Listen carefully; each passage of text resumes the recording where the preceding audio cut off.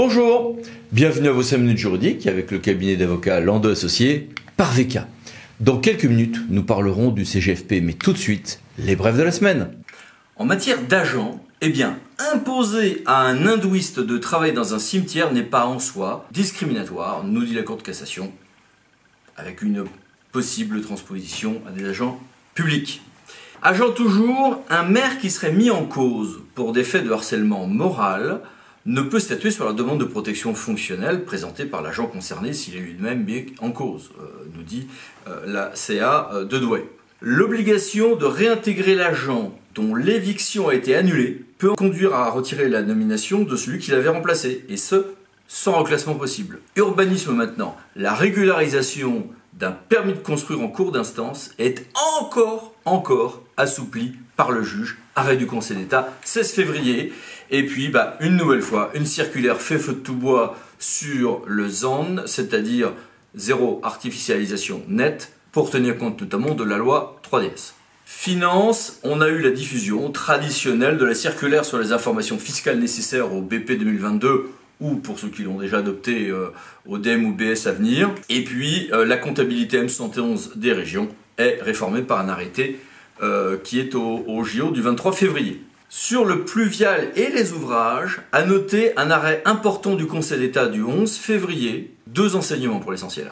Un, vous le savez, j'ai une responsabilité classique, sans faute, pour les ouvrages publics quand il s'agit d'un tiers à l'ouvrage.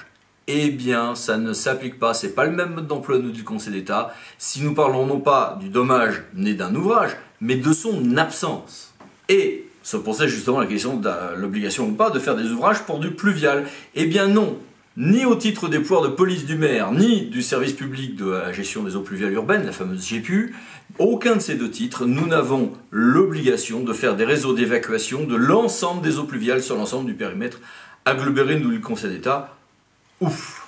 Je vous parlais tout à l'heure de la loi 3DS, et puis on avait fait un dossier là-dessus. Eh bien, ça y est, 3DS se trouve garé au journal officiel du 22 février. C'est donc désormais la loi 2022-217 du 21 février 2022. Plus de 100 pages de JO à digérer. Bon courage à vous. Bon courage à nous tous. En matière de data et de marché, la CNIL a remonté les bretelles à Google Analytics. Alors vous allez me dire, mais quoi ça concerne nos marchés? Tout le problème se pose de savoir si les données européennes, et notamment françaises, peuvent être traitées en dehors de France, et notamment dans des pays qui n'ont pas le RGPD, comme les États-Unis. On ne pourrait pas dire qu'on n'a pas le droit de les traiter ailleurs. Tout dépend des droits de chaque pays. Mais la CJIE, qu'on en avait parlé le 16 juillet 2020, a donné un demande d'emploi exigeant, légitimement, exigeant sur ce point. Eh bien, la CNIL vient d'en déduire des exigences extrêmement fortes sur ce point, au détriment de Google, mais ce n'est que le début d'un enchaînement à venir. Et 2, à noter que d'ores et déjà, le Conseil d'État belge, en appliquant le droit européen, mais je vous en ai parlé, a estimé que c'était à l'acheteur public de vérifier ceci. On ne peut pas se contenter de mettre dans son CCTP le prestataire devra respecter le RGPD. Dès les offres, il faut vérifier un certain nombre de choses, nous dit le Conseil d'État belge. Or, le Conseil d'État belge, là-dessus, appliquait le droit européen. Donc, quand vous combinez la décision de la CNIL et celle du Conseil d'État belge et la plus ancienne décision de la CJUE, on aboutit à des exigences pour vos data et notamment vos marchés publics qui sont assez draconiennes. Europe toujours, mais cette fois-ci les juridictions. On a fait un dossier ensemble sur le fait que la France, comme beaucoup de pays, même l'Allemagne ou l'Italie, qui ne sont pas des pays anti-européens à la base, avait des exigences sur, dans certains cas, certains éléments de primauté du droit national sur le droit européen, qu'on parle des principes généraux ou du recours aux questions préjudicielles, qui sont deux problèmes différents mais parallèles. Eh bien, une nouvelle fois, la Cour de justice de l'Union européenne vient de tenter de faire prévaloir, même sur les juridictions suprêmes, le droit européen. C'est une décision du 22 février 2022, dont voici ici les références. Et puis les mini-brèves, que voici, et que voilà. Mais passons à notre grand dossier, le Code général de la fonction publique, mode d'emploi. Ce code résulte de l'ordonnance 2021-1574 du 24 novembre 2021. Alors c'est un code à droit constant, enfin on a connu ça avec le Code général des propriétés des personnes publiques ou J'ai connu ça en son temps avec le CGCT. On est censé avoir une codification de droit constant, mais en raison de l'agencement des textes entre eux, de réécriture marginale, on a parfois des surprises. Et puis surtout, on va être obligé de jongler pendant pas mal de temps, tant qu'on attend la partie réglementaire de ce code, et on va l'attendre quand même un certain temps. En revanche, depuis décembre 2021, on a bien les indispensables tables de concordance, dont voici les coordonnées, et qui en réalité correspondent à 2 fichiers Excel, mais indispensables en pratique, même si ce n'est pas toujours d'un maniement extrêmement aisé. On a un code classique comme il y en a depuis 15 ou 20 ans, c'est-à-dire avec un numéro en L, demain il y en aura en R, puis une série de chiffres, là pour l'occurrence 3, tiret, et ensuite un numéro d'ordre. Ce qui veut dire que, par exemple, si j'ai le recrutement par contrat, ce sera le titre 3. Ça commencera donc par un L, 3, etc. Ensuite, donc troisième partie, titre 3, donc L 331 et ensuite disposition générale, donc 61 et suivant. Et quand on va passer ensuite au chapitre 2, ça sera L 332-1 et suivant, etc. En pratique, vous allez évidemment, comme moi, nous allons tous utiliser plus certains livres que d'autres. D'abord, on a le livre 1 qui regroupe tout ce qui est sur l'ensemble des fonctions publiques. Droits, obligations et protections. Donc là, on retrouve des choses que l'on va avoir en usage commun, quelles que soient ensuite les spécialités ou les thèmes que l'on a traités. On va toujours ou presque retrouver des éléments du livre 1, puisqu'on aura tout ce qui est droit, liberté, protection, obligations, déontologie. Ensuite, livre 2, dialogue social et exercice de droit syndical. Livre 3, recrutement, avec des déroulés ensuite extrêmement logiques et bien faits. Livre 4, principe d'organisation et de gestion des ressources humaines. Là aussi, attention, on va du coup, dans ce livre 4, retrouver des choses qui seront d'un usage même quand on sera dans les autres catégories correspondant à d'autres livres. Livre 5, carrière, parcours professionnel. Livre 6, un truc un peu plus borné, temps de travail et congé. Livre 7, rémunération, action sociale. Très bien, logique. Livre 8, prévention, protection en matière de santé et de sécurité au travail. C'est à la fin de chaque livre que vous trouverez un titre sur les adaptations ultramarines. Donc à chercher à chaque fois, à la fin de chaque livre, hop, hop, hop, quid de l'outre-mer, si vous êtes concerné.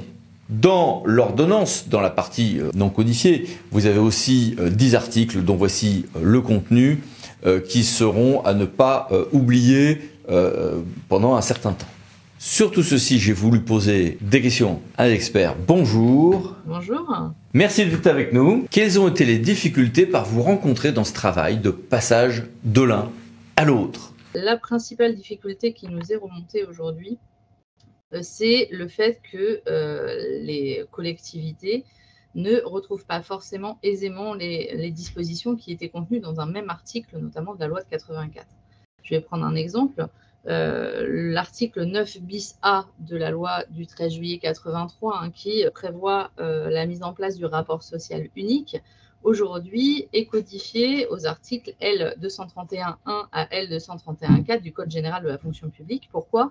Puisqu'un article du Code ne doit correspondre qu'à une seule règle juridique, alors que jusqu'à présent, dans un seul article, vous aviez différentes règles. C'est le cas également pour les contractuels, le recours aux contractuels dans la fonction publique territoriale qui était prévu à différents articles, donc les articles 3 à 3.5 de la loi du 26 janvier 84, l'article 25 pour les agents des CDG, l'article 38 pour les personnes en situation de handicap, l'article 47, l'article 110, l'article 110.1 pour les emplois fonctionnels ou de cabinet. Aujourd'hui, l'article 3, par exemple, de la loi du 26 janvier 84 est codifié dans différents articles, et notamment le L332-23 à L332-26 du Code général de la fonction publique.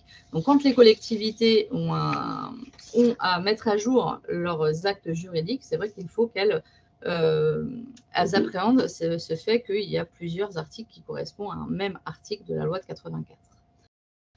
Sur les autres difficultés, une qui nous est apparue assez récemment, ce sont les modifications des lois statutaires qui sont intervenues après la publication de l'ordonnance.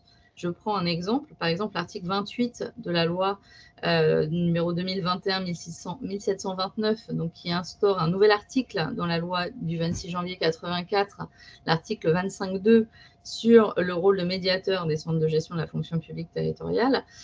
Cette loi a été promulguée après la publication de l'ordonnance et donc elle modifie la loi du 26 janvier 84, mais le Conseil d'État estimerait, c'est encore à définir, que cette disposition ne pourrait entrer en vigueur qu'au moment de la ratification de l'ordonnance, c'est-à-dire vraisemblablement avant l'été 2022. Donc à toute cette période aussi d'incertitude qui est assez complexe à appréhender. Après, sur la mise à jour des textes réglementaires, également, vous n'avez pas que les 4 lois statutaires qui ont été codifiées. Vous avez également énormément d'autres dispositions qui étaient des dispositions législatives éparpillées et qui sont reprises dans le Code général de la fonction publique. Je pense notamment à différents articles du Code des communes, du Code de la défense, du CGCT. Il y a également des articles du Code de procédure pénale, du Code de la santé publique, du Code de la sécurité intérieure, et différentes lois qui, entre 1976 et tout récemment, la dernière loi, je crois, qui est codifiée, c'est des dispositions de la loi du 6 août 2019, et quelques ordonnances font également partie intégrante de ce Code général de la fonction publique territoriale. Peut-être une dernière aussi question qui s'est posée, c'est que cette codification a eu pour impact de retirer les dispositions qui étaient redondantes, obsolètes, voire réglementaires et qui s'étaient insérées, glissées dans les lois statutaires. Et c'est vrai qu'aujourd'hui, elles n'ont pas été reprises, ces dispositions, dans la codification. Il peut y avoir une certaine période de flou, entre guillemets, pour les gestionnaires des collectivités territoriales ou les autres acteurs qui sont amenés à travailler sur le droit de la fonction publique pour retrouver ces dispositions ou voilà, pour ne pas voir qu'il y a un vide juridique. Ce sont des dispositions qui existaient normalement également dans des décrets. Voilà ce qu'on pouvait, les premières appréhensions qu'on peut avoir du code. Ah oui, je pense, excusez-moi, juste un dernier élément également. Le code a pour objet de réunir dans les mêmes articles des dispositions qui aujourd'hui s'appliquent dans les 3 lois statutaires, qui sont interfonctions publiques. Et il m'est paru aujourd'hui une collectivité qui nous a saisi récemment pour nous dire l'article 136 de la loi de 84. Je ne retrouve pas exactement dans le Code général de la fonction publique la même disposition, notamment sur l'indemnité de précarité. On a en effet une disposition un peu rédigée différemment. Pourquoi? Parce qu'on est sur un regroupement interfonction publique et pas seulement une disposition qui a vocation à s'appliquer à la fonction publique territoriale. Et quelques astuces ou remarques? Alors, sur la première chose également dont on peut se servir, c'est le code a pour vocation de simplifier la présentation et ce qui sera assez pratique pour les collectivités et pour les personnes qui auront à travailler sur ce code général de la fonction publique, c'est qu'on peut se retrouver assez facilement. Par exemple, le livre 5 qui porte sur carrière et parcours professionnel, donc les articles L511.1 et suivants, on sait quand on aura la partie réglementaire qu'on sera sur la même partie. R511.1 portera également sur les aspects réglementaires de la carrière. Sur quelques petites astuces pour appréhender, vous avez une table de correspondance qui est disponible sur Légifrance, qui est un peu parfois complexe à appréhender parce que vous allez avoir des références à des alinéas, mais également des phrases dans les alinéas, ce qui peut permettre, ce qui n'est pas forcément évident. Sur ce point, je vous conseille également d'aller sur les sites, notamment les circulaires qui vont être mis en place dans les centres de gestion, parce qu'il y a notamment certains centres qui ont mis en place des tableaux, notamment, je vais citer le CDG 59, qui a mis des tableaux, notamment sur les contractuels, les articles 3, 3.1, 3.2, 3.4 et 3.5 de 3.3, 3.4 et 3.5 de la fonction publique territoriale, avec en face les correspondances avec les bonnes phrases, avec le bon code du CG fonction publique. Bien, merci beaucoup. Au revoir. Merci Eric. Et à bientôt pour une nouvelle vidéo, les 5 minutes juridiques. Parlons d'associés pour VK. Pensez vous abonner. Merci, au revoir.